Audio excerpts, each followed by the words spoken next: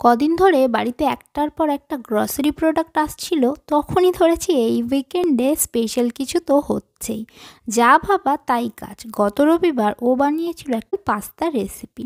কি একটা খটোমটো নাম, মনেই রাখতে পারি না। যাই হোক, ও রান্নাঘরে ঢোকা মানেই আমিও পিছন পিছন ভিডিও করতে ঢুকে গেছি। তো কিভাবে কি বানালো সেটাও তোমাদেরকে একটু বলি। চিংড়িগুলোকে গোলমরিচ, নুন, লেবু, কুচি করে কেটে রাখা রসুন, সাদা তেল ও আদা রসুন পেস্ট দিয়ে ভালো করে ম্যারিনেট করে রেখে দিল। তারপর বেশ অনেকটা জল গরম করতে দিল, তাতে পরিমাণ মতো নুন, সামান্য তেল দিল। জল ফুটে উঠলে তারপরে পাস্তা দিয়ে 5-7 মিনিট ফোটালো।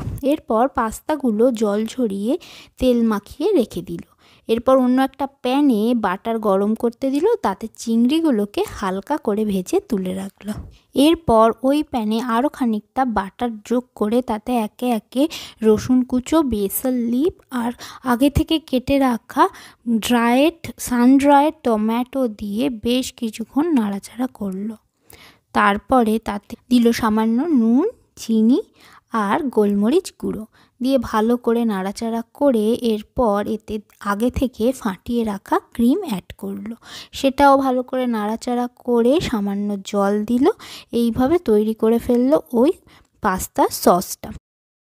ও বলতে ভুলে গেছি, একটু নাড়াচাড়া করার পর এর মধ্যে দিয়ে দিল চিজ, পারমেসান চিজ। এরপরেই তো মোটামুটি সসটা রেডি হয়ে গেল। তারপরে আগে থেকে ভেজে রাখা চিংড়িগুলোকে অ্যাড করে দিয়ে সামান্য ফোটালো। আর এই দেখো আমাদের ডিঙ্গো অধীর আগ্রহে রান্নাঘরের দরজার সামনে বসে আছে। গন্ধ পেয়ে গেছে যে ভালো কিছু হচ্ছে, তাই আর এখান থেকে কি নড়ে? কিছুতেই নড়বে না যতক্ষণ না একটুখানি পাস্তার ভাগ পায়। আর এই দিকে দেখো চিংড়ি দেওয়ার পরে তো সসটা পুরোপুরি কমপ্লিট হয়ে গেছে। এবার শুধু অ্যাড করতে হবে পাস্তাটা। তো এখানে পাস্তাটা অ্যাড করে দিল আর খানিকক্ষণ নাড়াচাড়া করার পরেই তৈরি হয়ে গেল পুরো ডিশটা। এবারে আসছে প্লেটিং। আমাদের বাড়িতে ও যদি কিছু রান্না করে সেটা সুন্দর করে প্লেটিং করেই পরিবেশন করতে পছন্দ করে। তো এই হলো গিয়ে ফাইনাল লুক। স্বাদের কথা আর কি বলবো, যা টেস্টি হয়েছিল না সে আর ভাষায় প্রকাশ করা যায়। কেমন লাগলো অবশ্যই কমেন্ট করে জানিও। ভালো লাগলে প্লিজ সাবস্ক্রাইব করে দিও আমার চ্যানেলটা। দেখা হবে নেক্সট ভিডিওতে। টিল দেন খুব ভালো